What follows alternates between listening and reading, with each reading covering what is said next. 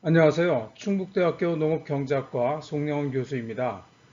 이번에 유튜브 채널을 통해서 그 행동경제학과 국제개발협력이라는 제목으로 좀 강좌를 갖다 개설하였습니다.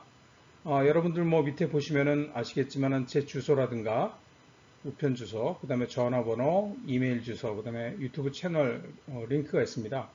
이거를 보시고 여러분들 혹시 저한테 연락할 일이 있으시면 이쪽으로 연락해 주시면 감사하겠습니다. 자, 그럼 먼저 이 그 강좌가 어떤 의미를 가지고 있는지, 어떤 목적을 가지고 있는지부터 살펴보도록 하겠습니다. 먼저 강의 목적을 말씀을 드리면 이 국제개발협력 노력을 행동경제학적 측면에서 고찰해서 국제개발협력 사업의 형성, 디자인 및 활동, 액티비티의 기술, 그런 테크닉을 갖다 습득하도록 한다라는 것이 이제 강의 목적이라고 할 수 있습니다. 그 다음에 이제 그럼 왜 유튜브 채널을 갖다 개설을 했느냐라고 물어보신다면 이 국제개발 협력에는 사실 다양한 전공, 그 다음에 분야 전문가들이 이제 참여하고 계시죠. 근데 문제는 뭐냐면 재학생이 아닌 경우에는 이 그 졸업하신 경우에는 행동경제학에 대해서 사실 그 접할 기회가 없습니다. 왜냐하면 이 행동경제학이라는 것 자체가 그 활발하게 이제 그 논의되고 그다음에 이제 그 활용되기 시작한 게 사실 얼마 되지 않았습니다. 그래서 국제개발 협력에 있어서 행동경제학의 그런 적용 가능성 및 활용도를 갖다 높이기 위해서 유튜브 채널을 갖다 이용해서 공개하도록 그렇게 계획을 하였습니다. 물론 이제 수강하실 때 뭐 주의점이라고 할까 이게 있는데 이 전반부는 이제 주로 그 행동경제학에 대한 내용을 갖다 다루고 있는데 이게 행동경제학이 경제학이기 때문에 경제학 이론들하고 연결이 되어 있습니다. 따라서 이 비전공자들께는 다소 좀 어려움이 있을 수도 있다는 말씀을 갖다 드리고 그렇지만 뭐 아주 어렵지는 않습니다. 그 다음에 또 이 그 강좌가 이 충북대 농업경제학과 학생들 그 농촌개발론, 농촌발전론을 갖다 위해서 이게 4학년 과목으로 이제 개발이 됐기 때문에 한 학기 분량이 지금 한 30시간 정도 됩니다. 보통 한 40시간이 넘지만 그래서 내용이 좀 지루할 수가 있어요. 좀 길기 때문에 그렇지만 좀 잘 따라와 주시길 바라고 강의 내용이 이제 들어보시면 제가 다 고치지 못했기 때문에 강의 내용 중에 학부생이라든가 뭐 충북대 농업경제학과 학생들에 대해서 언급을 할 수도 있는데 이런 것들은 좀 양지를 해주셨으면 감사하겠습니다. 다음은 강좌에 사용될 그런 교재를 갖다 소개하겠습니다.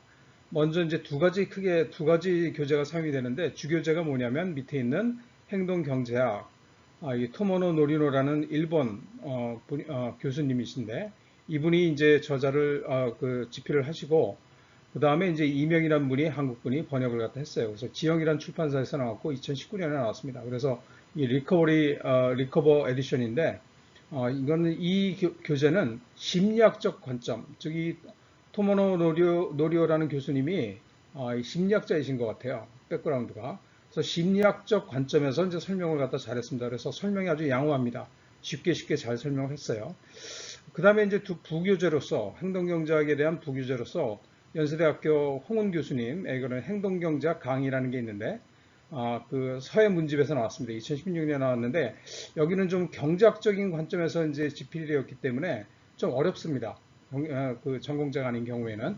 근데 이제 예제가 굉장히 좋은 게 많아요. 얘들이. 그래서 이걸 갖다 부교재로 이제 사용을 하고 간간히 여기서 이제 예를 갖다가 또 그 빌려서 저희들이 이제 제가 강의 노트를 만들었습니다.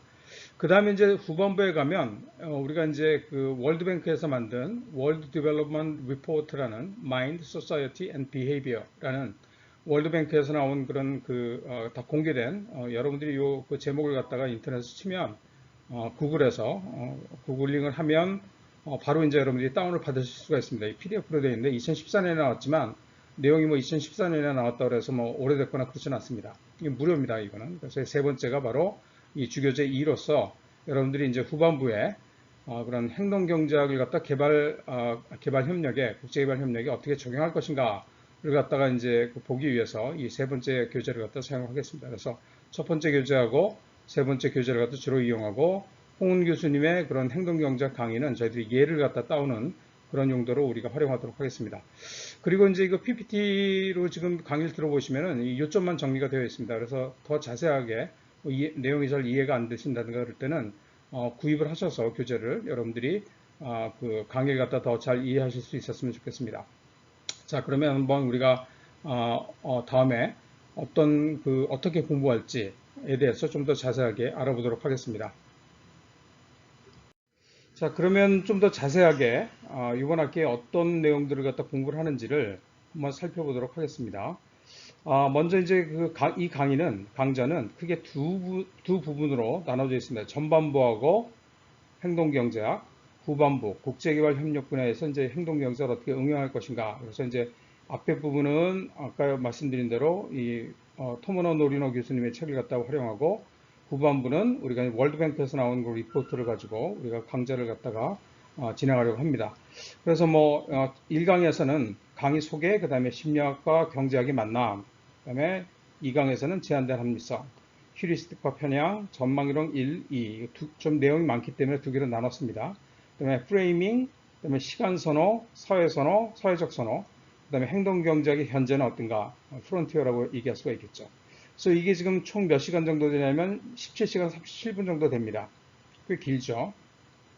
그 다음에 이제 후반부로 가면 10강부터 자동적 사고, 사회적 사고, 심성모형적 사고, 사실 이 세 가지 장이 이 앞에 있는 내용을 갖다가 좀 요약한 거라고 보시면 되겠습니다. 행동경제학에 대해서. 그 다음에 13강부터 각 분야별로 이 적용을 하는 예가 나옵니다. 그래서 빈곤 문제, 교육 문제, 재정 및 금융 문제, 생산성 문제, 이게 농촌발전론, 농업발전론하고 좀 발전하고 많이 연관이 되어 있죠.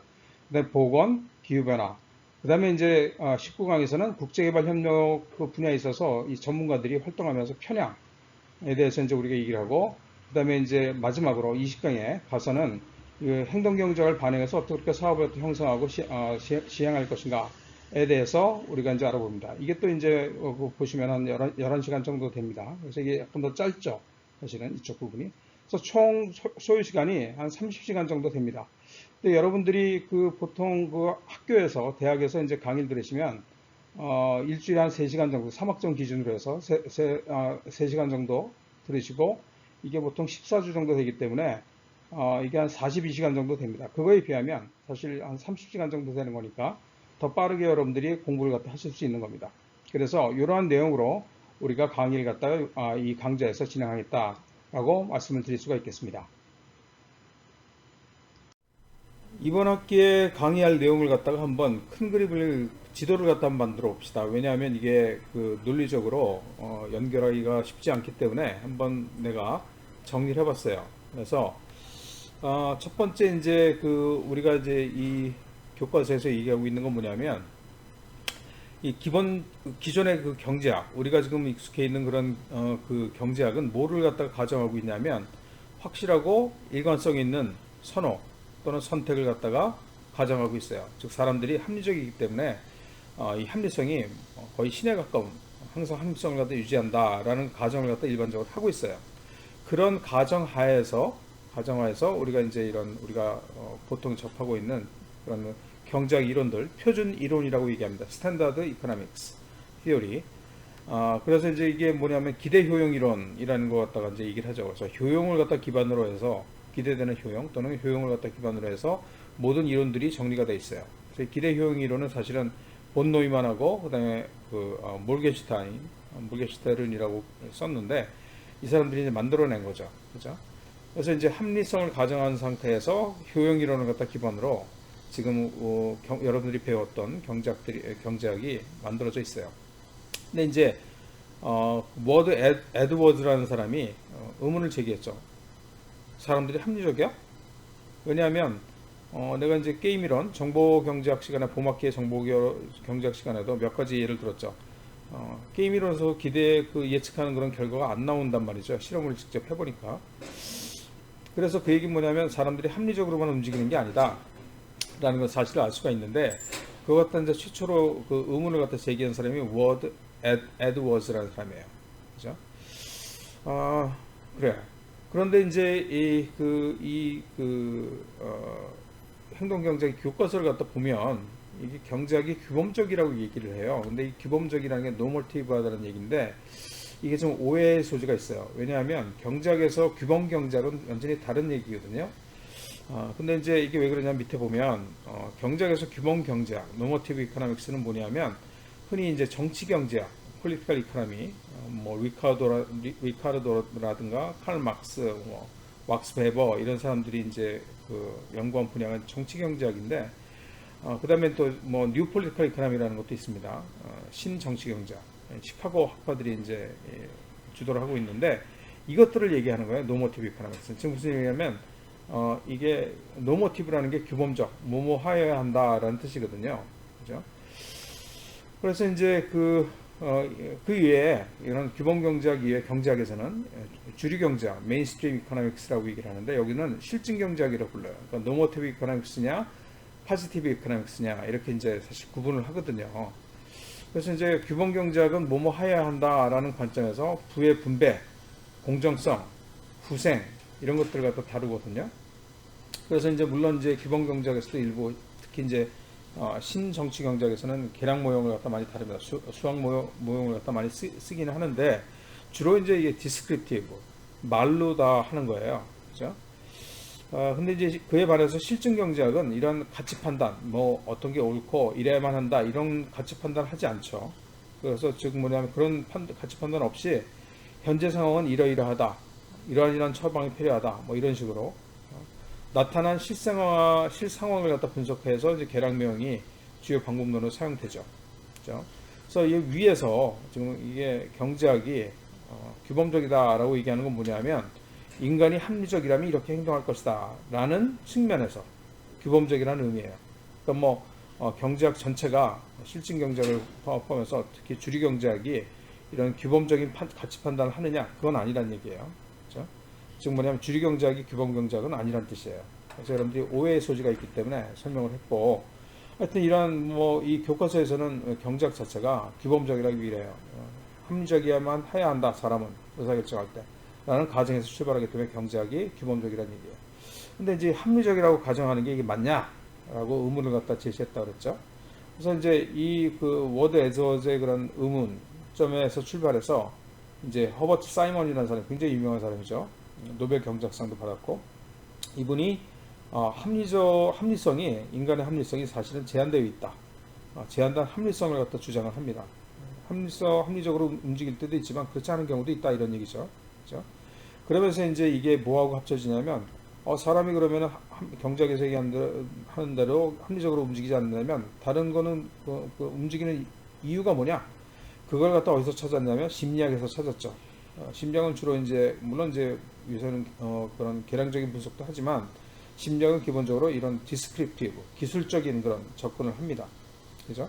그래서 이런 심리학하고 경제학의 이런 그 합리성, 제한된 합리성이 합쳐져서 뭐가 탄생하게 되냐면 바로 행동 경제학이 탄생하게 되는 거예요. 그죠? 그래서 이 행동 경제학이 탄생하게 된 데는 카너먼이라는 사람하고 트버스키라는 사람이 결정적인 역할을 합니다. 그러면서 이제 카너먼과 트버스키가 많은 연구를 해요. 그래서 이제 인간이 어떤 선택을 하는지에 대해서 이제 심리학적 연구를 갖다가 하기 시작하죠. 그래서 경제학적인 그런 연구라기보다는 행동 경제학은 사실 지금까지는 심리학적인 접근이 우세합니다. 그러면서 이제 뭐가 나타나냐면 전망 이론이라는 게 나타나죠. prospect theory.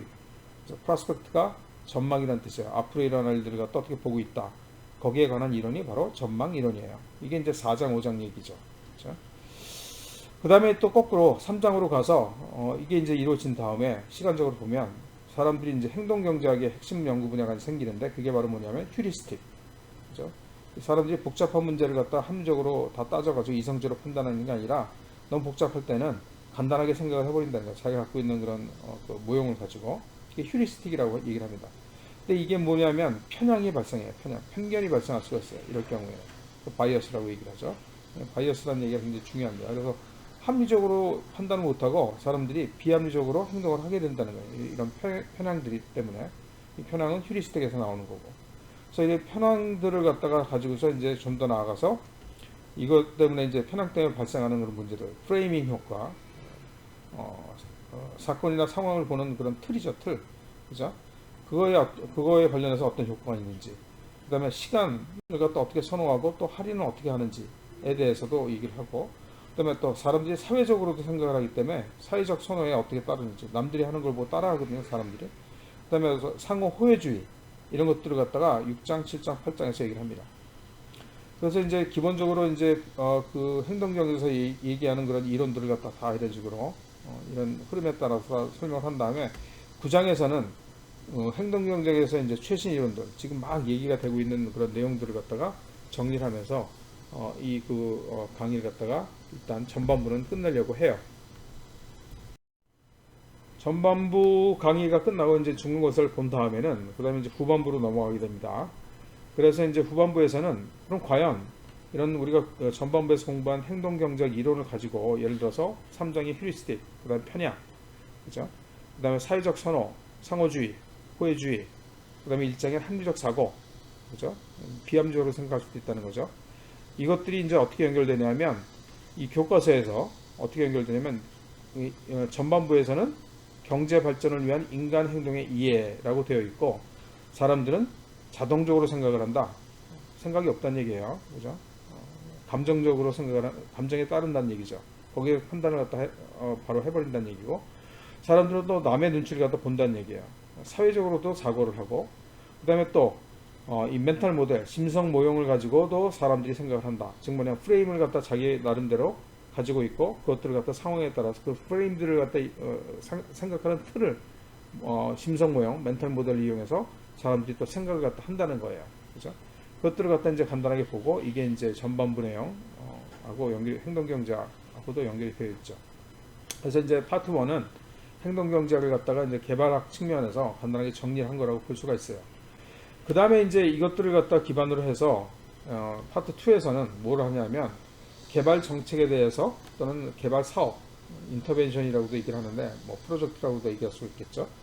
심리적, 사회적 관점에서 분야별로 봅니다. 분야별. 각 분야에서 어떠한 관점에서 이 행동경제학의 관점에서 이제 이 분야를 갖다가 분야별로 개발을 할 것인가, 발전시킬 것인가를 갖다 보는데 뭐 빈곤 문제, 생산성 문제, 조기 교육 문제, 보건 문제, 재정 문제, 재정 관리하는 문제, 그다음에 기후 변화 문제에 대해서 각 분야에 대해서 이제 그 행동경제학이 어떻게 응용될 수 있는지를 갖다 얘기를 합니다. 그래서 이제 이게 파트 1하고 파트 2에서 이제 논의된 내용을 갖다 바탕으로 해서 그러면 이것들이 행동경제학 분야별로 이슈들 다 파악을 한 다음에 개발 활동가, 개발 전문가들한테 어떤 함의, 의미가 있는가를 갖다가 얘기를 하죠. 그래서 이제 첫 번째 그 개발 활동가 전문가들이 어떠한 편향들을 가지고 있고 이게 왜 문제가 되는가 개발 활동에 있어서를 얘기하고 그럼 어떻게 대응할 것인가 어떻게 사업을 설계하고 그죠 사업을 갖다 시행할 것인가를 갖다가 얘기를 하게 됩니다. 이렇게 함으로써 이번 학기가 마무리가 되는 거예요. 자 그러면 다음 시간부터는 구체적으로 지금 얘기한 대로 순서대로 또는 순서가 바뀔 수도 있지만 하나씩 먼저 행동경제학이 뭔지를 갖다 공부해 보도록 합시다. 자, 그러면 이제 본격적으로 우리가 이제 행동경제학이 무엇인지에 대해서 한번 살펴보려고 합니다. 여러분들 지금 앞으로도 이제 각 강좌마다 제일 처음에 이런 이미지들을 갖다 여러분들이 보실 수가 있게 될 겁니다. 이 이미지를 갖다 왜 올리냐 하면 이게 지금 사람의 뇌가 사실은 연상을 통해서 기억을 갖다 잘할 수가 있는데 특히 이미지를 활용해서 여러분들이 기억을 갖다 하려고 할 때 이게 기억이 오래되고 정확하다고 합니다. 그래서 매 강좌마다 제일 중요한 주제를 갖다가 이렇게 이미지화해서 여러분들한테 보여드릴 겁니다. 이것들을 활용하셔가지고 여러분들이 어떤 내용이 있었는지를 갖다 기억하시기 바랍니다. 그래서 첫 번째 이제 행동경제학이 뭐냐를 갖다 공부하기 위해서 우리가 지금 심리학하고 그 다음에 경제학하고 바로 교집합 부분이 바로 행동경제학이다라고 간단하게 여러분들이 기억하시면 좋겠습니다.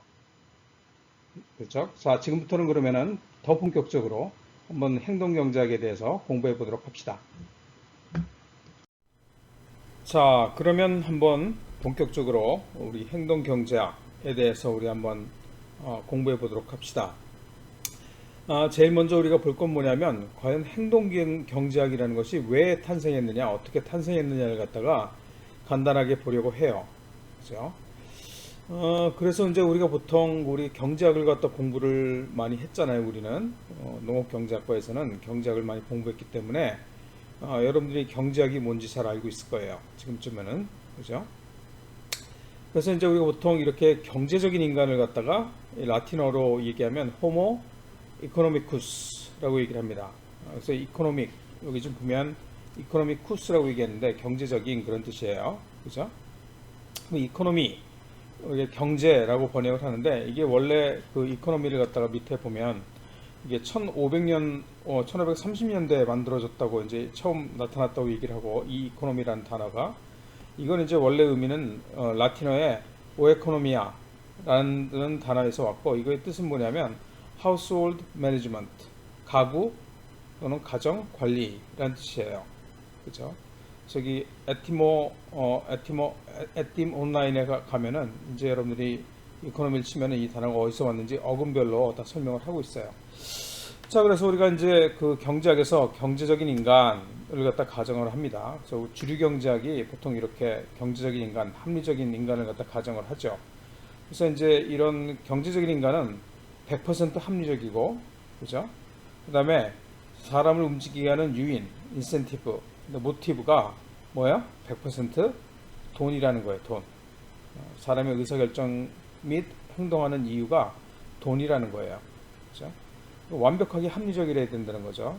돈만 집중을 하고 이게 가능하냐 이거죠. 완벽하게 합리적이라는 것이 사실은 우리가 잘 알고 있듯이 우리들이 완벽하게 합리적이지 않죠.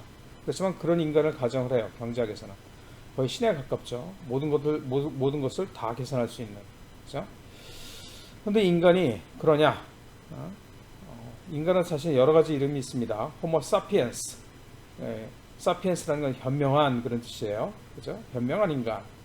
그 다음에 호모 루텐스. 놀이하는 인간. 그 다음에 호모 파베르. 이건 패브릭에서 온 단어죠. 파베르는 뭐냐면 뭔가를 만드는 인간. 그죠? 특히 또 인간은 뭐라고 불리냐면 호모 이모셔널리스. 이모션. 감정이 있는 인간. 그죠? 그래서 사실 이런 것들이 다 섞여 있는 거예요, 인간이. 그죠? 합리적인 인간만 있는 게 아니죠. 호모 이코노미쿠스한 인간만, 경제적인 인간만이 인간의 본성이 아니라는 거예요. 그래서 사람은 호모 마인드풀니스, 그죠? 생각이 많다는 거죠. 감정도 많고 복잡하다는 얘기예요. 그래서 옆에 이제 그림을 보면 100% 합리적이고 돈에만 집중하고 이런 인간이 이제 호모 이코노미쿠스인데 그러냐? 정말 그러냐 우리가 그런 얘기예요. 그래서 지금 나온 대로 이게 지금 호모 이코노미쿠스 경제적인 인간은 이런 성질을 가지죠. 합리적으로는 결정을 항상 하고 그 다음에 효용을 갖다 극대화하고 그죠? 근데 부와 그다음에 자기 자신의 그런 이익을 갖다 쫓는 그런 인간이 호모 이코노미쿠스고 이런 인간을 갖다 경제학에서 가정을 하는데 정말 우리가 그러냐 이거죠. 다른 측면에서 보면 호모 이모셔널리스를 보면 편향이 있고 바이어스가 있고 감정적이고 그다음에 사회적이에요. 다른 사람의 눈치를 본다는 거죠. 그다음에 실수를 갖다 잘해요. 에러 프론이 뭐뭐하기 쉬운 그런 뜻이거든요. 그래서 실수도 많이 하는 그죠? 그래서 이러한 마인드풀니스 그죠? 생각이 가득 찬 생각이 많은 그런 인간이다. 유념 생각이 있는 그런 그 인간이 바로 우리들이 실제로 인간이 아니냐 이렇게 얘기하고 있습니다. 자, 그래서 우리가 정말 합리적으로 판단을 하느냐라는 문제를 갖다가 우리 확인하기 위해서 몇 가지 문제가 있어요. 지금 보면 그 첫 번째 문제는 뭐냐면 만티 홀이라는 그 Let's Make a Deal이라는 그런 TV 프로그램, TV 쇼예요.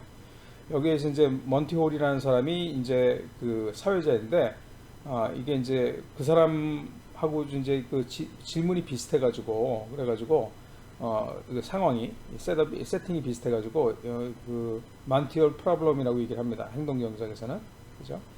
여기서 어떻게 하냐면 문이 세 개가 있고 그죠? 오른쪽 그림에서 보듯이 문이 세 개가 있고 참가자가 문을 하나 선택을 해요. 그죠? 근데 바로 열어보는 게 아니고 선택한 상황에서 문 열어보지 않았는데 사회자가 이게 어디가 자동차가 있는 걸 알잖아요. 그러니까 문 뒤에는 자동차 하나하고 나머지 염소가 있어요. 그래서 이제 자동차 문을 갖다 딱 열어버리면 자동차를 가져갈 수 있는 그런 상황이죠. 그래서 이제 일단 골랐죠. 참가자가 고르고 이 사회자가 어떤 문 뒤에 자동차가 있는지 알아요. 어디가 정답인지. 그죠? 근데 이제 그 염소가 있는 문을 갖다 이제 하나 열고서 너 이거 그냥 계속 네가 고른 거 계속 유지할 거야? 아니면 바꿀 거야? 스위치할 거야? 바꿀 거야? 아니면 스테이 계속 있을 거야? 네 선택을 유지할 거야? 이렇게 물어본단 말이죠. 그럼 우리가 어떻게 하는 게 맞느냐 이거예요.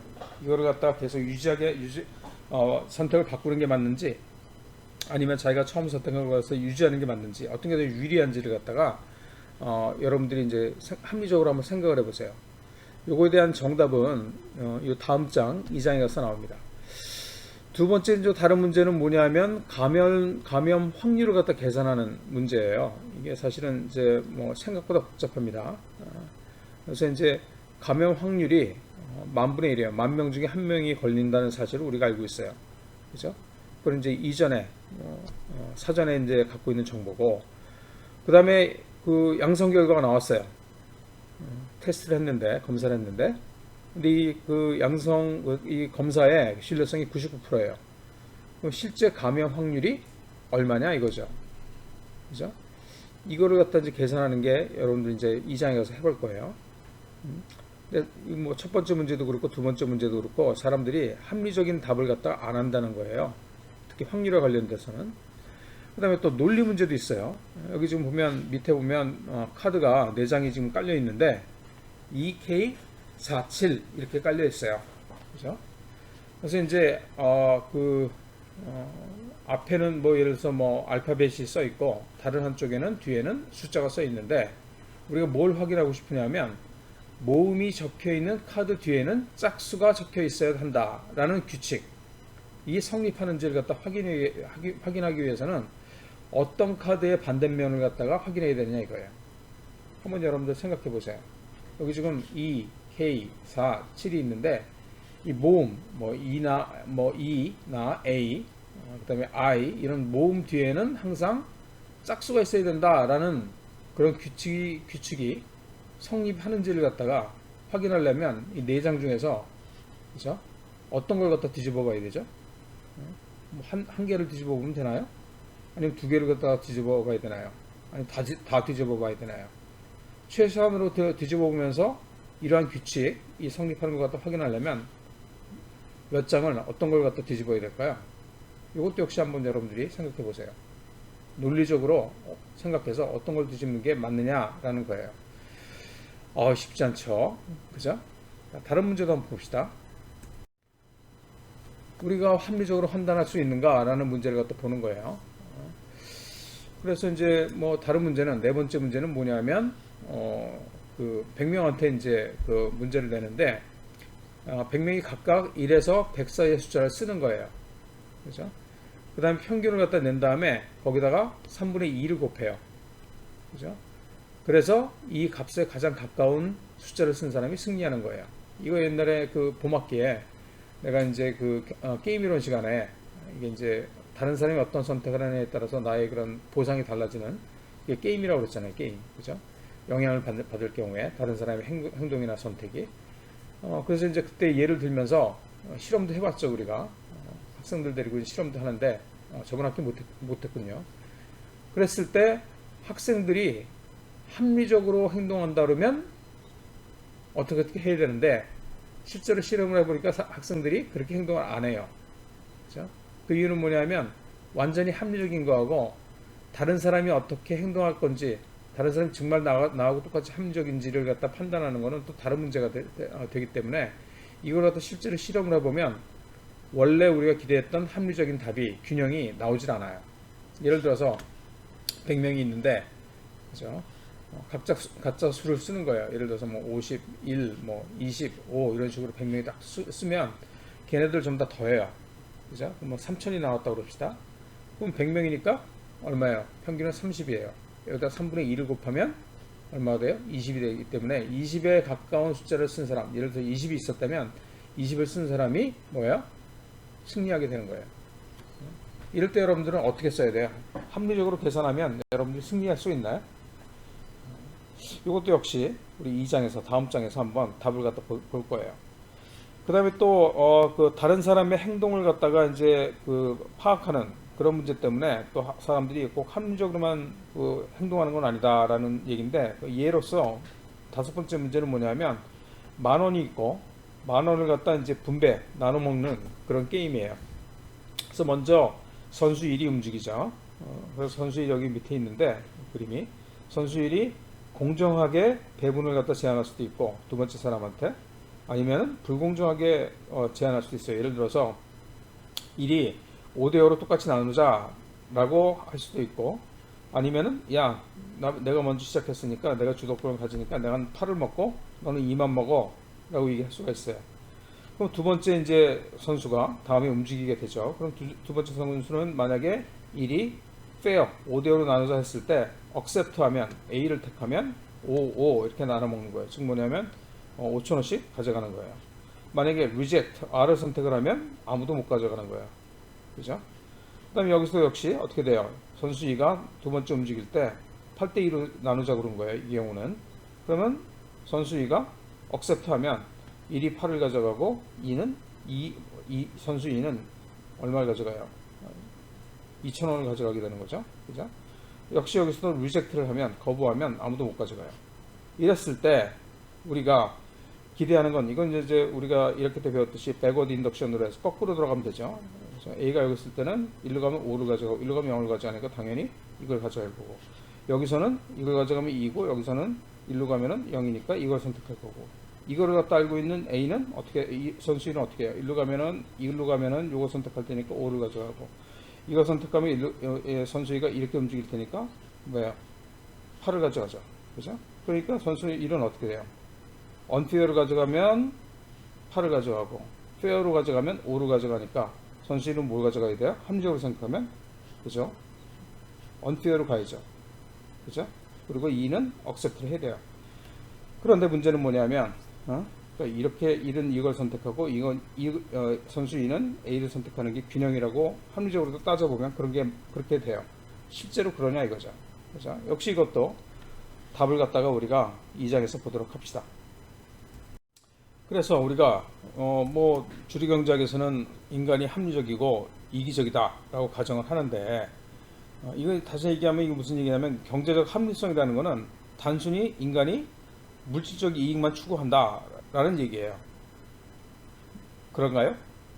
물음표를 갖다 해놨죠.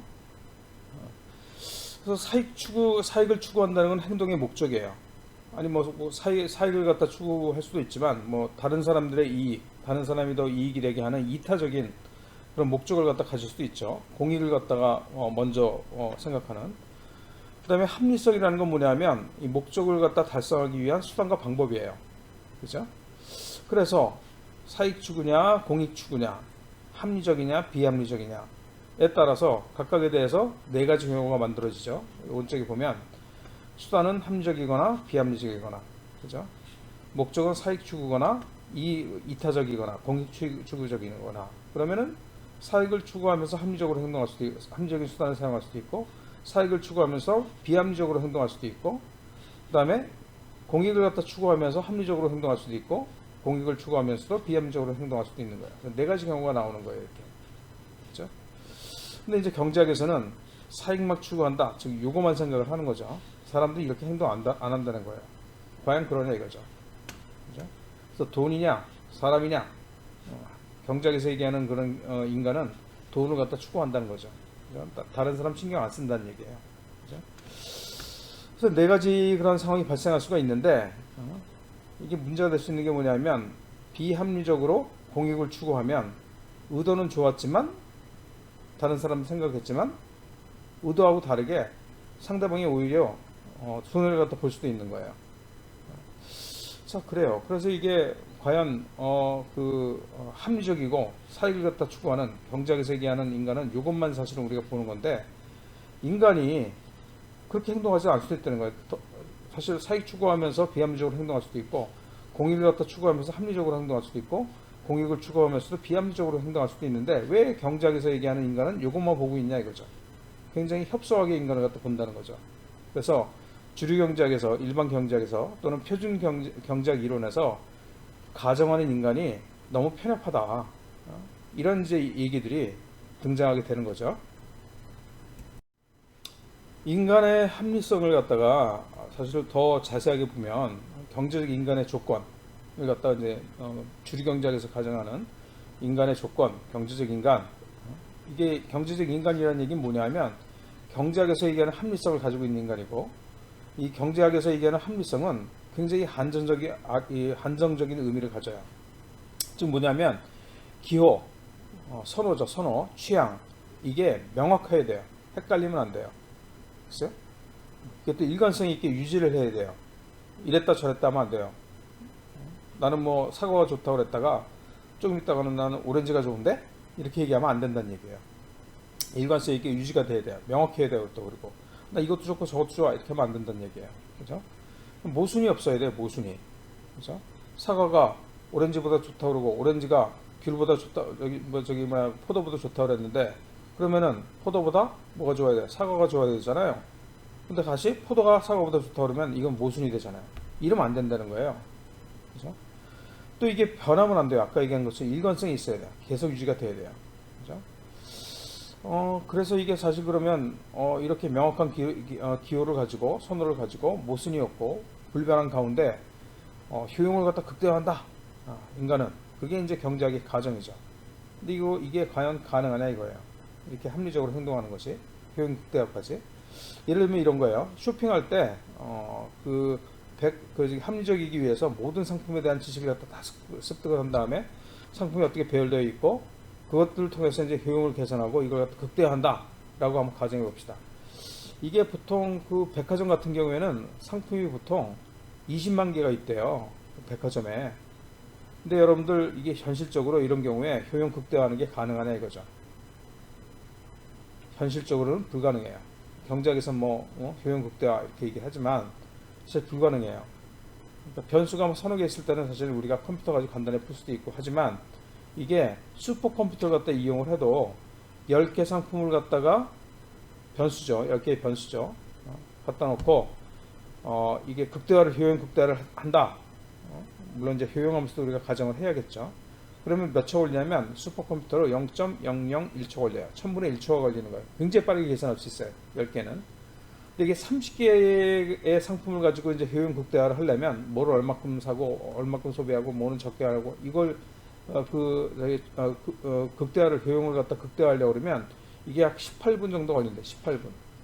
30개를 늘어나면 이게 40개로 늘어나면 10개 더 늘어났는데 이게 조합이 많아지잖아요. 조합이. 그러면서 계산할 게 많아지면서 슈퍼컴퓨터로 효용 극대화를 갖다 해도 40개의 상품에 대해서 뭐를 얼마큼씩 소비하는 게 효용을 극대화하는 건지를 갖다 계산하는데 며칠 걸리냐면 거의 13일이 걸려요. 13일. 갑자기 늘어났죠. 18분에서 10개 더, 상품 매수가 10개 늘어나니까 13일이 걸리는 거예요. 50개에다 10개 더 늘어나서 상품의 숫자가 50개다 그러면은 슈퍼컴퓨터로 계산해도 효용 극대화하는데 몇 년 걸리냐면 36년 정도 걸린대요. 36년. 그죠? 그럼 예를 들어서 여러분들이 여러분들이 살아가면서 쓰는 소비하는 그런 물건 숫자가 한 100개가 된다. 몇 년이 걸릴까요? 여러분 죽을 때까지 안 끝나는 거예요. 슈퍼컴퓨터로 계산해도. 그러니까 사람은 절대 이거 계산 못하고, 그죠? 컴퓨터로 계산해도, 슈퍼컴퓨터로 계산해도, 여러분들이 일상적으로 소비하는 효용 극대화하는 것이 가능하지 않다는 거예요. 불가능하다는 얘기예요. 그죠? 그럼에도 불구하고, 경제학에서는 이게 가능하다고 가정을 하는 거예요, 사실은. 그죠? 효용 극대화를 한다고 가정을 하기 때문에, 인간이. 그래서, 경제학에서 얘기하는, 표준 경제학에서 얘기하는, 합리적이고 경제적인 인간은 신과 같다. 그래서 허버트 사이먼이라는 사람이 그런 얘기를 했어요. 이게 신 아니야? 슈퍼컴퓨터도 막 30년, 40년 걸리는 거, 한 50개만 상품이 있어도 헷갈리는데, 시간이 오래 걸리는데, 인간은 이거 항상 그걸 갖다 한다고 가정하는 거 아니야? 그러니까 인간은 신과 같은 그런 능력을 가진 존재 아니야? 비꼬는 거죠. 그죠? 거기에다가, 또 경제학에서는 이기적인 인간을 가정을 하거든요. 자기 자신의 효용만 극대화시키면 된다라고 가정을 하는데, 우리가 정말 그런가요? 우리 생각만 하나요? 그렇지 않죠. 그죠? 왜냐하면 이 표준이론, 경제학 표준이론에서 얘기할 때는 법은 사익을 위해서 지켜요, 인간이. 자기가 이제 법에 처벌을 받으면 안 되니까.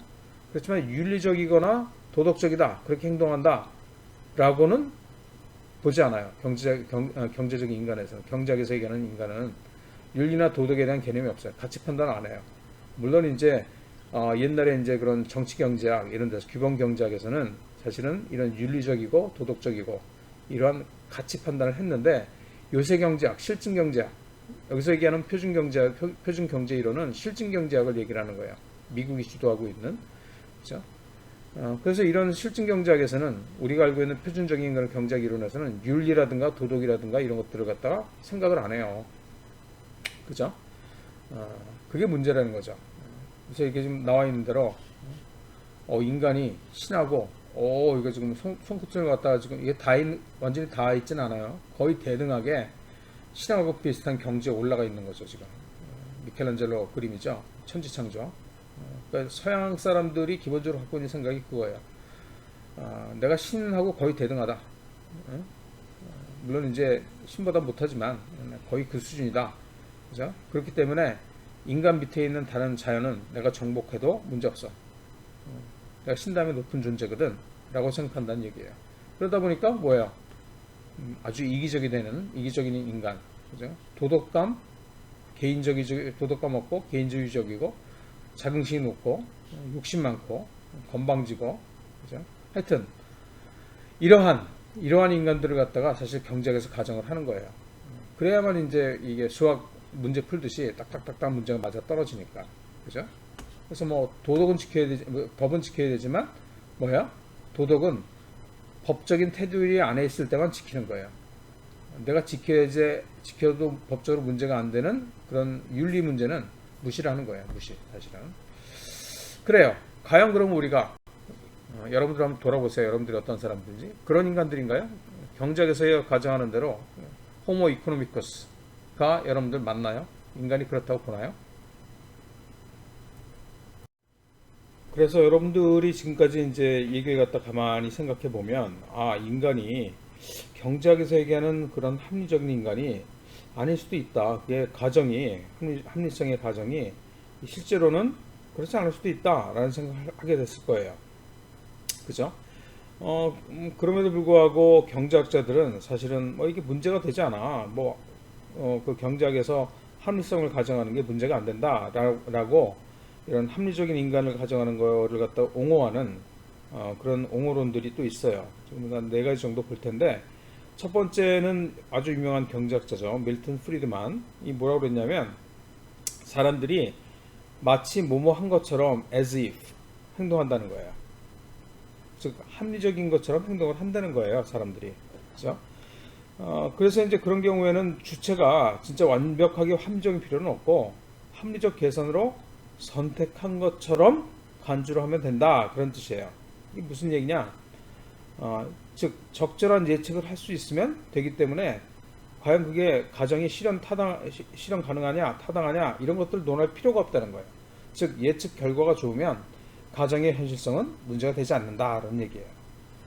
옆에 지금 그림이 하나 있죠. 원숭이가 지금 타이프라이터를 갖다 치고 있어요. 이게 사실 이 원숭이가 타이프라이터를 갖다 친다, 치고 있는 것처럼 보이죠. 지금 옆을 갖다 지그시 바라보면서 종이를 탁탁탁탁탁 저기 키보드에다 올려놓고선 치잖아요. 그죠? 이러면 사실 이 원숭이가 정말 타이프라이터를 치는 걸까요? 문장을 이해하고 과연 이 원숭이가 타이프라이터를 갖다가 쓰고 있느냐, 이런 얘기예요.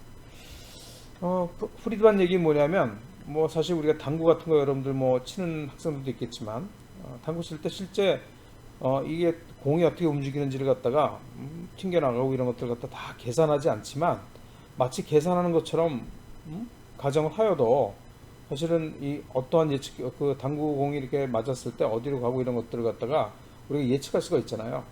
그러니까 마치 계산하는 것처럼 가정해도 문제가 안 된다는 얘기예요.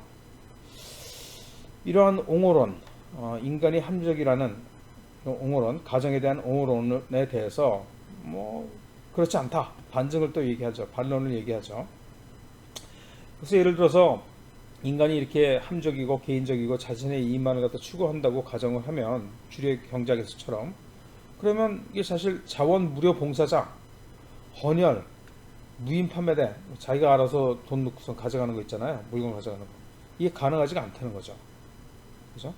그렇지만 실제로 이러한 것들은 무료 봉사자도 있고 헌혈도 하고 사람들이 무인 판매다가 사실은 작동을 하거든요. 그죠? 그렇기 때문에 이게 반증이라는 거야. 경제적 인간에서 주류 경제학이 가정하는 경제적 인간이 사실은 그것만 있는 게 아니라는 거예요. 실제로 사람들이 행동하는 거예요. 이게 반증이다. 이렇게 또 얘기하고 있어요. 그 다음에 두 번째 이런 경제적 인간을 갖다가 가정하는 거에 대한 옹호로는 이 시장에서의 도태된다. 도태론이에요. 도태론. 왜냐하면 시장은 합리적으로 움직이기 때문에 비합리적으로 움직이는 사람들, 행동 주체는 시장에서 배제가 될 것이다. 왕따 당했죠. 비합리적인 사람은. 왜냐하면 시장 자체는 합리적인 행동만 하기 때문에 배제될 것이다. 따라서 얘는 여기에다 영향을 미칠 수도 없다. 즉 개인의 비합리성은 시장에 영향을 주지 않는다. 카머로라는 사람이 이렇게 얘기를 했죠. 그죠? 이게 뭐 얼핏 들으면 또 맞는 얘기 같아요. 그런데 이게 러셀하고 세일러, 테일러죠. 사실은 테일러. 이게 th 발음을 갖다 낼 때는 이게 사실은 굉장히 조심해야 됩니다. 우리나라에 없는 발음이에요. 그래서 밑에 보면 이제 테일러를 갖다가 지금 발음기를 써놨는데 이거 번데기처럼 생기네. 얘가 우리나라에는 없는 발음이거든요. 이게 세도 아니고 때도 아니고 이게 사실은 때입니다. 때. 그러니까 그 혓바닥을 갖다 물었다가 놔야 돼요. 테일러. 그죠? 그래서 이제 교과서에는 이제 세일러로 번역이 되어 있는데 이게 일본인이 저자이고 갖다 이제 번역을 했기 때문에 일본인 저자의 발음대로 이제 번역을 한 거로 보여요. 세일러라고. 그죠? 근데 이제 한국에 없는 이 번데기는 한국에 없는 그런 발음이기 때문에 외래어 표기법을 보면 이걸 갖다 세로 표기를 하고 읽기는 사실 세로 읽어요. 세. 이 번데기를 갖다가. 근데 또 이 번데기가 어떤 데는 또 이렇게 되면 아테네 같은 경우도 사실은 아테네가 돼야 되거든요. 아테네. 근데 어떤 데는 또 아테네라고 또 테로 또 표기하기도 해요. 그래서 이번 강좌에서 세일러 계속 나오는데 이거 갖다가 테일러인데 테일러 세하고 때하고 중간 발음이에요. 사실은. 그죠? 그렇지만 일단 세일러로 표기를 할 거예요. 좀 발음할 때는 원음대로 테일러라고 발음을 갖다 할 겁니다. 자, 그래서 이 러셀하고 테일러는 효용 극대화, 그 주류 경제학에서 인간은 효용을 극대화한다라고 가정을 하지만 거기까지는 아니지만 완전히 불규칙적으로 하지도 않기 때문에 이런 경우를 갖다 우리가 이 사람들은 준합리적, 세미 레셔널 한 행동이라고 이제 불렀어요. 그래서 완전히 합리적인 그 주체만 있는 시장균형, 주류 경제학에서 이런 시장균형과는 다르게 나타난다라고 또 반론을 갖다 또 제기를 했죠. 그렇죠? 나머지 그 옹호론 두 개도 다음 슬라이드에서 보도록 합시다. 다음으로 주류 경제학의 그런 경제적 인간 가설에 대한 옹호론을 또 보면 세 번째로 그 합리적인 이 합리성 가정에 문제가 있긴 있다 인정하지만 그러면 대안이 뭔데? 대체할 이론이 있어? 라고 그렇기 때문에 이게 그 합리적인 가정 인간을 갖다 가져가는 게 최선이야 라고 얘기하는 그걸 갖다 옹호하는 그런 입장이에요. 이게 사실은 간단하게 이거 갖다 반증을 갖다 들기가 어렵죠. 왜냐하면 행동 경제학이 아직까지 경제학을 갖다 통째로 대체할 만한 그런 이론적 체계를 갖다 갖추지 못했어요. 이게 아직까지 체계가 안 잡혔어요. 비교적 새로 이제 대두되는 그런 분야이기 때문에. 그래서 이거에 대해서는 사실은 별로 그렇게 아직까지는 대응할 수 있는 방법, 그 논리가 없지만, 그렇지만 하여튼 문제가 있지만은 받아들여야 된다라고 얘기하는 거예요. 주류 경제학 쪽에서는. 근데 이제 내가 판단할 때는 앞으로 이제 시간이 더 흐르면 행동 경제학도 좀 더 체계를 갖다 갖출 것이고 그러면은 이러한 문제는 이러한 옹호론에 대해서는 대응을 할 수가 있게 될 것이다라고 생각하고 있어요. 마지막으로 경제적 인간 가설에 대한 옹호론은 뭐냐면 경제 이론이라는 것은 원래 규범적인 이렇게 행동해야 된다 이런 가정에서는 그런 거에 관한 규범에 대한 이론이다 이거죠. 그죠? 그래서 어떤 상황을 갖다가 실제로 설명하는 이론이 아니다. 디스크립티브한 기술 이론이 아니다라고 얘기를 하고 있어요. 이것도 좀 사실은 뭐 좀 마음에 들진 않아요. 왜냐하면 오른쪽에 그림을 보면 경제학은 사실은 이건 우리가 주류 경제학은 파지티브 이코노믹스라고 그래요. 실증 경제학이라고 그래요. 그래서 사실 판단 또는 사실 확인을 통해서 이가 지금 어떻고 어땠고 어떻게 될 것인지를 갖다가 사실 우리가 팩트 체크를 갖다 할 수가 있어요. 그래서 이런 팩트 체크를 갖다가 통해서 증명이 될 수가 있어요. 그죠? 반면에 지금 행동 경제학에서 얘기하는 사람들이 효용을 극대화하는 게 아니라 가치를 극대화하려고 한다. 자기가 느끼는 가치, 단순한 효용이 아니라 가치. 근데 이런 가치 판단들은 사실 규범 경제학에서 다루는 것들인데 이거 뭐뭐 해야 된다 이런 뜻이죠. 그죠? 근데 이런 가치 판단은 사실 어떤 게 옳은지, 어떤 가치가 옳은 것인지 맞는 것인지를 갖다가 증명하는 게 불가능해요. 불가능해요. 그렇죠. 효용주의가 맞는지 동등주의가 맞는지 어떤 게 맞아? 이거는 뭐 할산이라든가 그죠? 그다음에 무슨 존 로즈 같은 사람 이런 사람들이 이거 가지고 굉장히 많이 부딪혔어요. 동등주의가 맞다, 효용주의가 맞다, 가치 판단 하에서 결론이 안 났어요. 아직 결론이 안 났어요. 증명이 안 되기 때문에 그죠? 그래서 이제 그런 관점에서 이게 그 경제 이론은 규범 이론이다. 이런 상황에서는 합리적인 그런 그 인간을 가정하면 사람들이 이렇게 움직여야 된다라는 게 경제 이론이라는 거예요. 실제 사람들이 어떻게 움직이는지를 보여주는 기술 이론, 디스크립티브한 그런 이론이 아니라는 거예요. 글쎄요. 역시 이제 투버스키하고 카너먼 행동 경제학을 갖다 사실 실제적으로 만든 사람들이죠. 이 사람들은 규범적 접근은 실패했다고 주장을 해요. 왜냐하면 규범적인 이론에 근거해서 예측하는 거하고 다르게 사람들이 선택을 한다는 거죠. 이게 이 행동 경제학이 발달하지 않았을 때는 그냥 이거는 뭐 좀 얘가 이상하게 행동했네 무시해버릴 수가 있었는데 지금 너무 많은 그런 예들이 나오고 그러니까 더 이상은 그냥 무시하고 넘어갈 수가 없는 상황이 됐어요. 그죠? 그래서 행동 경제학이 필요하다.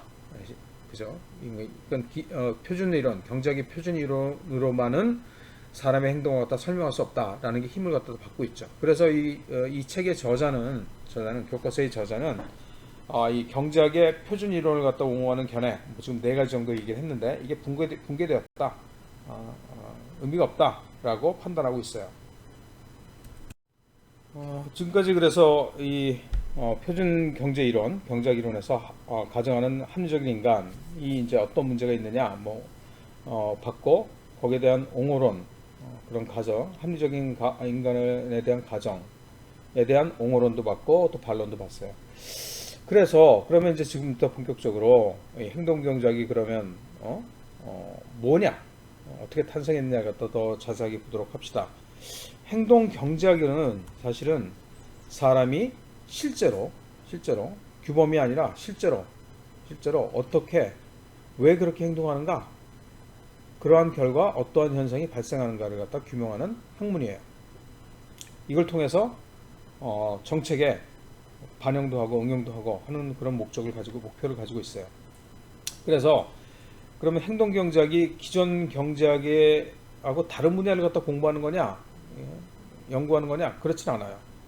기존 경제학하고 같은 영역을 연구를 하는 거예요. 그죠? 단지 인간이 완전하게 합리적이다, 완전하게 자제심을 가지고 있다, 완전하게 이기적이다 라는 걸 갖다 부정할 뿐이에요. 그죠? 즉 뭐냐면 행동 경제학에서 얘기하는 비합리성이라는 게 이게 완전 랜덤하게 움직인다는 얘기는 아니에요. 그죠? 그러니까 경제학에서 얘기하는 합리성 기준을 갖다 벗어난다는 의미지 완전히 무작위로 불규칙하게 행동한다는 게 아니에요. 지금 무슨 얘기냐면 비합리적이라고 얘기를 해도 경제학 관점에서는 예측 가능한, 그죠? 그런 경향을 갖다 연구하는 게 행동 경제학이에요. 그죠? 그래서 이제 오른쪽 그림을 보면 이 행동 경제학은 뭐냐면 경제학이 있고 경제학이 합리성으로 다 설명을 하려고 하는데 설명이 안 되는 부분들이 있어요. 이게 점점 커지고 있죠, 사실은. 이 부분들을 갖다가 뭘로 설명하는 거냐면 심리학으로 설명을 하는 거예요. 그죠? 그래서 행동경제학은 심리학하고 경제학하고 뭐예요? 같이 이용돼요. 무슨 말인지 알겠죠? 교집합이 바로 행동경제학이에요. 심리학하고 경제학하고. 그래서 이제 커너먼이 여러분들 이제 앞으로 자주 듣게 될 텐데, 행동경제학을 갖다 사실 만들었다고 볼 수가 있죠. 이분이 이제 노벨 경제학상을 받았는데, 그때 이제 노벨 경제학상 받으면서 뭐라고 얘기를 했냐면, 휴리스틱에 대해서 얘기를 해요. 휴리스틱. 뭐 나중에 더 자세하게 보겠지만, 이 휴리스틱은 복잡한 문제를 갖다 사람들이 맞닥뜨릴 때 합리적으로 다 따져서 계산하는 게 아니고, 비합리적으로, 그죠? 자기의 그런, 사고 모형을 가지고 비합리적이지만 빠르게 의사결정을 하는데 근거로 사용하는 간편한 수단을 갖다 우리 휴리스틱이라고 그래요. 그렇죠? 그래서 이제 이런 휴리스틱을 갖다 사람들이 많이 사용을 합니다. 그러니까 복잡한 문제를 갖다 간단하게 해결해 버리는 거예요. 직관적으로. 근데 이렇게 직관적으로 휴리스틱을 사용해서 하는 결과 또 이제 발생하는 또 판단이나 의사결정이 편향될 수가 있죠. 그렇죠? 이렇게 편향되는 그런 경향을 갖다가 바이어스라고 불러요. 편향, 바이어스라고 부른다. 그래서 이제 이런 것들을 갖다가 이제 연구하기 위해서 사실은 이 행동경제학에서는 뭐 실험도 많이 합니다. 그래서 실험경제학이 사실은 이런 그런 주류경제학을 갖다가 위한 것이라기보다는 사실 행동경제학을 갖다 위해서 실제 경제학이 표준 경제 이론이 예측하는 대로 결과가 나오느냐를 갖다 실험을 통해서 이제 검증을 하죠. 근데 이제 표준 그런 경제 이론이 예측하는 대로 나오기도 하고 안 그러기도 하는데 그런 것들을 갖다 이제 행동 경제학으로 설명을 하는 거예요. 그죠? 그래서 실험을 많이 합니다. 행동 경제학에서는 수단이죠. 연구하는 수단 중에 하나예요. 실험 경제학은. 그다음에 이제 현장 답사, 실제로 필드에 가보는 거예요. 책상 머리에서 계산만 해보는 게 아니라. 그다음에 컴퓨터 시뮬레이션도 해요. 이런 것들이 이제 실험 경제학, 행동 경제가 굉장히 중요합니다. 그래서 이게 이런 방법들이 사실 그 표준 경제 이론에서는 아주 전통적이지 않은 비전통적인 그런 방법을 갖다 동원해서 행동 경제학에서 연구를 합니다. 또한 이 행동 경제학은 이게 생물학적인 그런 뇌에서 이제 사람의 그 생각이 만들어지기 때문에 이 진화론하고도 연계가 되어 있어요. 그래서 이거와 연계돼서 인지 심리학이라든지 코그니티브 사이콜로지, 그다음에 사회심리학, 소시오 사이콜로지, 그죠? 진화심리학, 이볼루셔너리 사이콜로지, 생리학, 그다음에 또 뇌 신경 과학까지 뉴럴 사이언스죠. 이런 것까지 연계가 되어 있는 게 바로 뭐냐면 행동 경제학입니다. 전 슬라이드에서 우리가 봤듯이 사실 우리 그 행동 경제학이 심리학하고 경제학을 갖다가 이제 짬뽕시킨 거다, 교집합이다라고 얘기를 했는데 사실 이게 분리되어 있지는 않았어요. 원래 경제학에는 심리학적인 접근을 갖다 하는 그런 사람들이 있었죠. 그죠? 경제학 체계가 최근에 이제 확립이 됐죠. 미시것이 딱 나오고 거의 이제 사이언스로서 과학으로서 확립이 됐는데 사실 그 과거에는 이 심리학하고 경제학이 경제학자들이 사실 겸업을 했어요. 같이 했어요. 경제학자이면서 심리학자였던 얘기죠. 그래서 아담 스미스 여러분들 아주 유명하죠. 국부론에서 뭐라고 그러냐면 유명한 그런 문장이 있죠. 우리들이 식사를 기대하는 것은 정육점이나 술집, 빵집 주인들의 자비심이 아니라 그들 자신의 이해에 대한 관심이다. 자기 이해에 대한 관심일 뿐이다. 이렇게 얘기를 했어요. 그래서 여기도 보면 심리학적인 그런 접근이 기술이죠. 이게 사실은 경제학자이면서 옛날에는 경제학자가 이런 심리학에 대한 그런 이해도 연구를 같이 했다는 얘기예요. 그다음에 알프레드 마샬, 또 굉장히 유명한 그 경제학자죠. 그죠? 특히 이제 거시경제학 쪽으로 경제학 원리에서 뭐라고 그러냐면 경제학은 일종의 심리과학이다라고 얘기했어요. 이게 나 전적으로 동의합니다. 왜냐하면 내가 이제 고등학교 졸업하고 대학을 가야 되는데 전공을 뭘 선택해야 되느냐를 생각했을 거 아니에요. 고등학교 때. 그때 내가 하고 싶었던 게 사실 심리학이었어요. 심리학. 근데 심리학을 공부를 하면 돈을 너무 못 벌 것 같아가지고 그래서 이제 경제학을 공부를 하기로 했는데 그때도 이제 내가 생각한 건 뭐냐면 사람들이 행동하는 게 의사결정하는데 그걸 갖다 설명하는 게 경제학이라면 심리학도 그런 거 하는 거 아니야? 라고 생각을 했어요. 그래서 심리학을 갖다 같이 공부를 해야겠다라는 생각을 했고 그랬는데 지금 와서 보니까 행동경제학이라는 게 또 나왔네요. 그래서 아주 반가웠습니다. 사실 행동경제학에 대해서 내가 공부를 하게 되면서 굉장히 반가웠고 재밌었어요. 그죠? 그게 알프레드 마샬도 그런 얘기를 했다는 거야. 경제학은 일종의 심리과학이다. 그죠? 왜냐하면 의사결정은 뭐야? 사람의 심리 과정을 통해서 내려지는 거니까. 그죠? 그다음에 케인즈도 뭐 비슷한 얘기를 했어요. 여기 이제 아주 유명한 그 거시 경제학 그 이론이죠. 고용이자 화폐 일반 이론인데 여기에서는 이제 그 편향, 아까 얘기한 바이어스 있잖아요. 이 얘기를 갖다 다뤄요, 케인스가. 그래서 옛날 경제학자일수록 사실은 심리학하고 경제학하고 같이 공부를 했고 서로 적용을 갖다 했어요. 근데 최근에 이제 수리경제학이 발달을 하면서 뭐 송영훈 교수도 사실은 수리경제학에 가깝죠. 게임 이론을 공부하고 게임이 수학적으로 복잡하거든요. 근데 나도 그런 그 게임 이론을 공부하면서 이게 과연 맞을까? 사람들이 이렇게 뭐 합리적으로만 행동할까? 왜냐하면 자꾸만 그런 예를 갖다가 실험을 해보면 다른 그런 예측 결과가 나오니까 균형하고 다른 결과가 나오니까 그런 의심을 가졌었거든요. 근데 역시 케인즈도 그렇다는 거죠. 근데 최근에 특히 이제 이런 계량경제학 같은 거를 갖다 많이 하는 그런 그 경제학者같은 경우에는 이 심리적인 그런 인간의 심리에 대한 이해가 너무 부족해요. 그래서 엉뚱한 얘기를 갖다 많이 한다고요. 그죠? 그 이후에 뭐 그 사실 뭐 케인즈 이후에는 뭐 사실은 수리 경제학이 워낙 그 세력을 갖다가 공고하게 했기 때문에 별로 이제 심리학하고 연계하려는 노력이 없다가 50년에 특출나게 그 조지 카토나라는 사람이 뭐라고 그랬냐면 이런 경제행동의 심리학적 분석이라는 논문을 갖다 쓰죠. 그죠? 그래서 이제 그러다가 그러니까 띄엄띄엄 있었던 거예요. 그죠? 아담 스미스, 마샬, 케인즈 이런 사람들이 심리학 이 중요하다는 걸 갖다 알고 있었고 실제로 연구도 했고 그다음에 50년에 카토나, 조지 카토나라는 사람이 뭐 심리학적 분석을 했고 그죠? 밑에 지금 옆에 조지 카토나 교수의 그 얼굴이 보이죠. 그죠? 그렇다가 이제 사실 근데 50년대에는 이때 굉장히 그 경제에서 중요한 그본 노이만하고 몰겐슈탄이 그 쓴 거 게임 이론도 나오고 기대 효용 이론이 확립된 시기여서 별로 각광을 못 받았어요. 그러다가 뭐 51년에 그런 좀 심리학과 경제학을 갖다가 같이 연계하려는 노력이 있었다가 한 거의 30년이 지나서 허버트 사이먼이 이제 노벨 경제학 받기까지는 사실 별다른 그런 심리학과 경제학의 연계 노력이 없었다 그런 얘기예요. 좀 아쉽죠. 그래서 이제 카토나 교수 이후에 70년대 말 이후에 아무도 이제 이런 심리학과 경제학의 연계에 대해서 관심을 보이지가 않고 있다가 허버트 사이먼이 들어오면서 이 사람이 사실은 그런 그 아까 우리가 얘기했던 표준 경제 이론이 가정하는 합리적 인간 이거 문제 있는 거 아니야? 라고 강력하게 문제 제기를 했어요.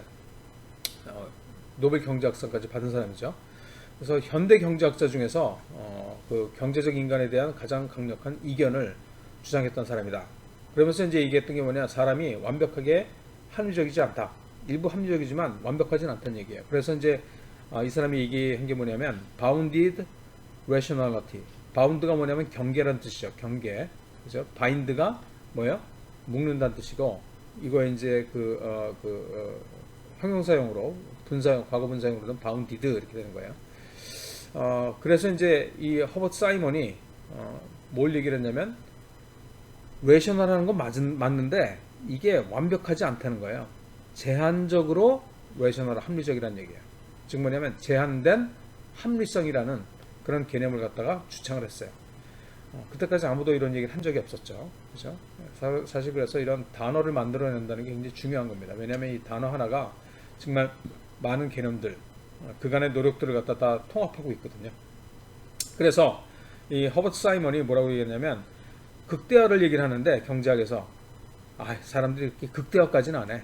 대충 어느 정도 만족하면 그걸로 끝내. 극대화까지는 가려면 너무 힘들어. 계산하기도 복잡해. 그러니까 대충 이 정도면 됐어 하면 그게 만족하는 걸로 끝난다는 거예요.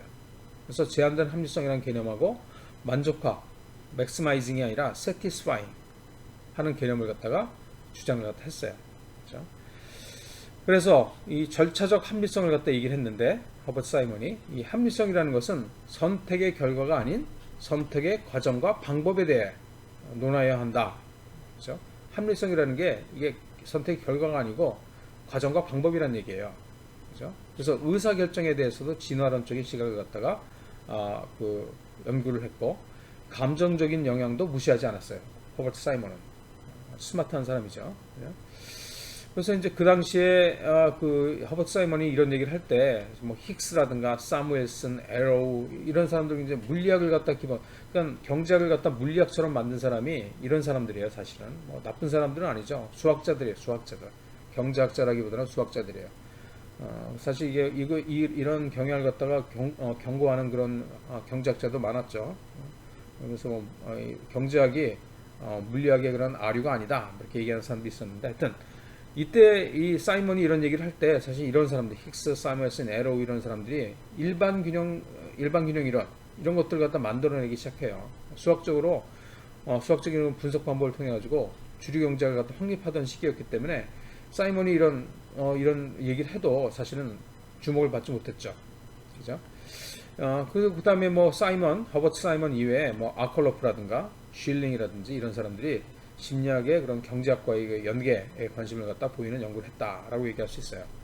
그렇지만 허버트 사이먼이 이런 문제 제기하고 뭐 제한된 합리성이라든가 뭐 만족화 개념을 갖다 주장을 했지만 행동 경제학이라는 이름이 아직까지 붙진 않았고 본격적으로 시작됐다고 볼 수는 없겠죠.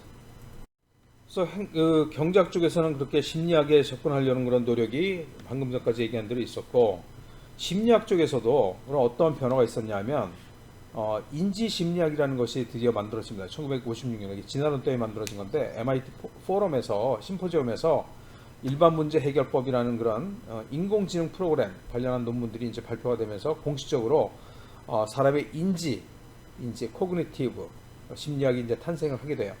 그래서 인지 심리학이 뭔가 사실 잘 모르죠. 송영 교수도 전공이 아니기 때문에 찾아봤어요. 찾아봤더니 뭐냐면 인지 심리학이라는 게 뭐냐면 인지 코그니티브 한다는 게 뭐냐면 알아본다 그런 뜻이거든요. recognize 그런 뜻이 그 단어가 있잖아요. 다시 알아본다, 확인한다, 인식한다 그런 뜻인데 이 인지 코그니티브한 그런 과정에 있어서 관심을 갖는 심리학이 바로 인지 심리학이에요. 인지 과정에 주목하는 그런 심리학이 인지 심리학인데 사람들은 내적, 외적 정보를 받아들이고 이런 정보를 신경계 어디엔가 저장하고 사용한다라고 가정을 하는 거예요. 그렇죠? 예를 들어서 정원의 꽃에 주의를 기울이고 쳐다보고 이름도 배우고 또 기억하고 그 사실이나 느낌을 갖다 다른 사람들한테 전달하고 꽃이 시들해진다면 꽃을 살리기 위해서 대책을 세우고 그렇죠? 이렇게 문제를 갖다 해결하는 지적 과정을 갖다 우리가 인지 과정이라고 얘기를 해요. 코그니티브. 그래서 이런 인지 과정에 관심을 갖는 게 바로 인지 심리학이에요. 이게 이제 그 1956년에 MIT 그 심포지엄에서 이제 인지 심리학이 탄생했다. 참 재밌어요. 공식적으로 이렇게 탄생을 했다는 게 이런 학문 분야가 재밌긴 한데 하여튼 그때 이제 인지 심리학이 탄생을 하고 그죠? 이전까지 이제 심리학은 인간은 자극에 대해 반응하는 자극 반응계다라는 견해가 지배적이었어요. 즉 뭐냐면 이 심리학이라는 것 자체가 이렇게 아주 그 논리적이고 과학적으로 학문으로 정립이 잘 안 됐었죠. 그죠? 근데 이제 인지 심리학이 탄생한 후에는 인간을 갖다 어떻게 보냐면 정보 처리를 하는 부류 시스템으로 보는 거예요. 뇌를 갖다 인간의 뇌를 그죠?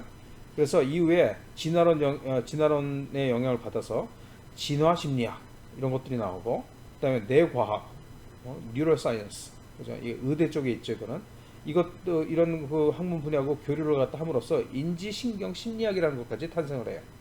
그래서 이런 것들이 그죠? 인지신경 심리학, 뇌과학, 그죠?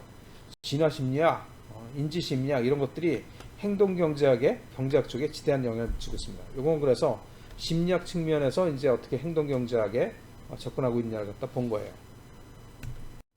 이렇게 경제학 쪽에서도 이제 그런 경제학 표준 이론의 그런 합리적 인간에 대한 의문을 갖다 제기하고 제한된 합리성, 그죠? 이런 것들 갖다 허버트 사이먼이 또 얘기를 하고, 그죠?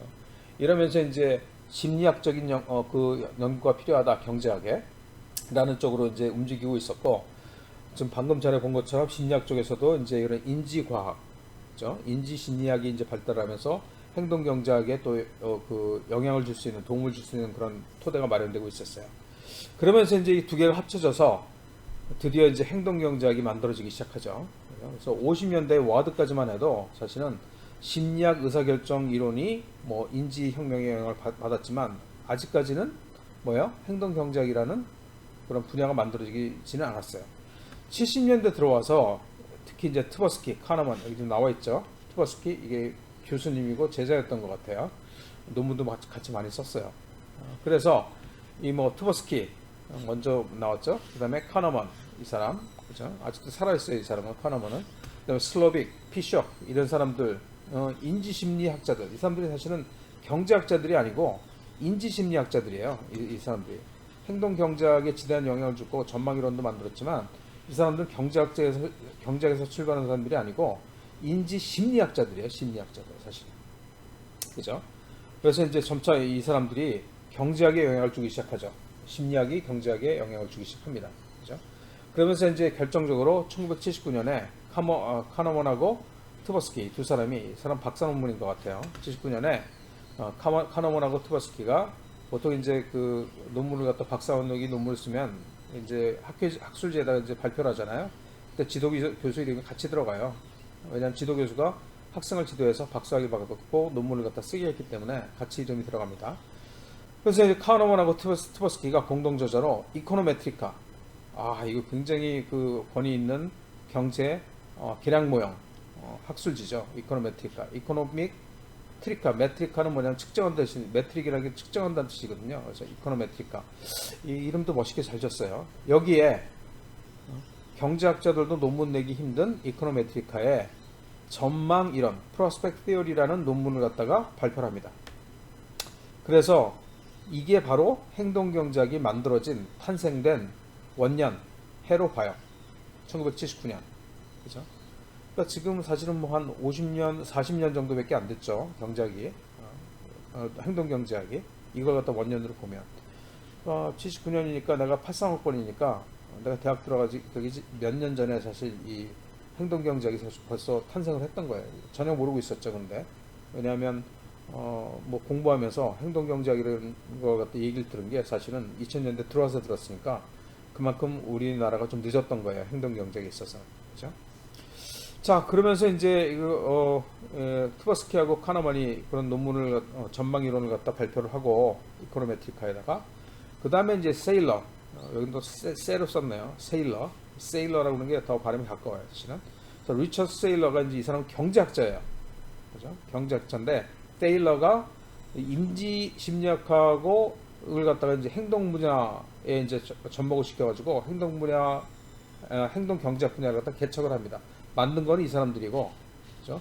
그 분야를 갖다 더 넓힌 거는 경제학적인 테일러예요. 그죠? 그 이후에 여러 그 행동 경제학자들이 이제 나타나기 시작하죠. 라빈이라든가 카머러, 그다음에 루엔슈타인, 페르, 그다음에 바울스, 그다음에 긴티스 이런 사람들이 전부 다 이제 행동 경제학자들인데 이런 사람들이 막 참여를 하기 시작하면서 행동 경제학이 이제 퍼지기 시작하죠.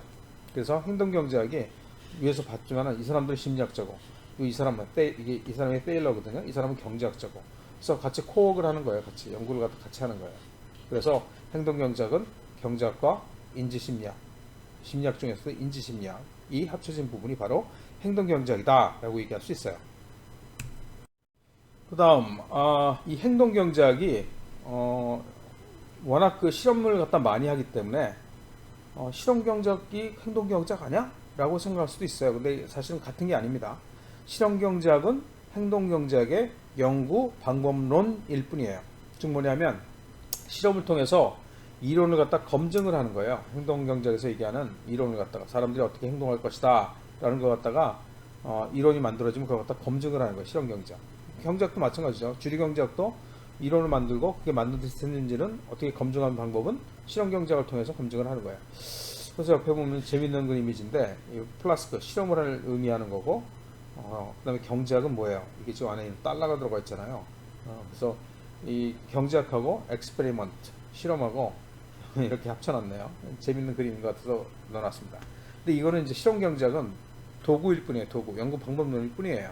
그죠? 역시 뭐 주류 경제학에서도 실험을 갖다 하지만 행동 경제학도 사실 실험적 방법을 갖다가 많이 이용을 합니다.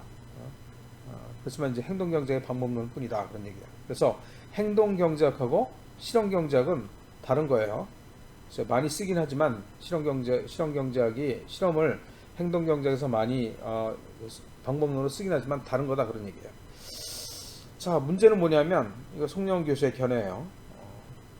이 실험이라는 게 사실은 실제 상황을 잘 반영하지 못할 수도 있어요. 왜냐하면 실험이라는 거는 사회 전체적으로 실험을 하기는 도덕적으로 맞지도 않고 인간을 대상으로 실험을 해야 되기 때문에 행동경제에서 실험은 그 다음에 또 이게 그 비용이 엄청나게 들어가거든요. 사회 전체에 대해서 다 제대로 작동하는지 행동경제에서 얘기하는 대로 움직이는지 사람들이 그거 갖다 보려면 비도덕적일 수도 있고 윤리 문제가 있죠. 연구 윤리 문제. 그 다음에 또 이게 돈이 너무 많이 들어요. 그래서 보통 실험을 할 때는 딱 세팅을 해요. 가정을 하고 거기에 맞는 그런 실험실 세팅을 하고 마치 실험실을 세팅하는 것처럼 상황을 딱 세팅한 다음에 사람들이 어떻게 반응하느냐를 갖다 보는 거예요. 대부분 이제 뭐 돈을 갖다 주면서 실험을 시키죠. 그죠? 그런데 이 문제가 뭐냐면 만약에 실험 경제학에서 하는 실험들이 이렇게 제한된 범위 내에서 가정하에서 세팅하에서 한다면 이게 실제 의사결정할 때 그럴 거냐는 거예요. 왜냐하면 실제 의사결정할 때는 훨씬 더 많은 복잡한 그런 상황이 돌아가고 있고 거기서 의사결정을 하기 때문에 실험실에서 나온 그 결과가 실제 상황에 그대로 적용이 될 것인가? 잘 반영을 할까? 이 점에서는 사실 송영훈 교수는 많은 의구점을 가지고 있습니다. 그래서 실험 경제학 뭐 설득력이 있죠, 사실은. 그렇지만은 완벽하게 실험을 통해서 어떤 결과가 나왔는데 그게 항상 진리다. 그렇게 사람들이 행동할 것이다. 라고 맹신하면 안 된다는 얘기예요. 다르게 나올 수도 있어요. 나중에 이제 공부를 하다 보면 그런 예들이 하나씩 두 개씩 이렇게 튀어나옵니다. 뭐 사실 그 행동 경제학이 뭐 카너먼하고 트버스키하고 카너먼이 맞겠죠. 에서 이제 그 전망 이론이 이코노메트리크가 발표되면서 탄생을 했죠. 그게 70년대니까 사실 한 30년 동안 2000년대가 들어오기까지는 사실은 뭐 그렇게까지 각광을 받지 못했어요. 이 심리학자들이 원래 주도를 했기 때문에 경제학 쪽에서는 그렇게까지 주목을 못 받았어요, 사실은. 그러다가 이제 테일러 같은 사람이 들어와서 경제학자들이 들어와서 이제 경제학 쪽에도 이 행동 경제학이 이제 퍼지기 시작하죠.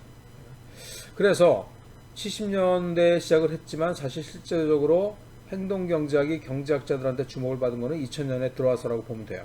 그러면서 이제 라빈이 얘기하는 건 뭐냐면 지금 드디어 이제 행동 경제학이 이륙은 했고 70년대 했고 상승 비행 테이크오프 해가지고 지금 쫙 고도를 높이고 있는 그래서 2000년대에 들어와서 최고조의 상태에 와 있다 이렇게 또 얘기를 했어요. 멋있게.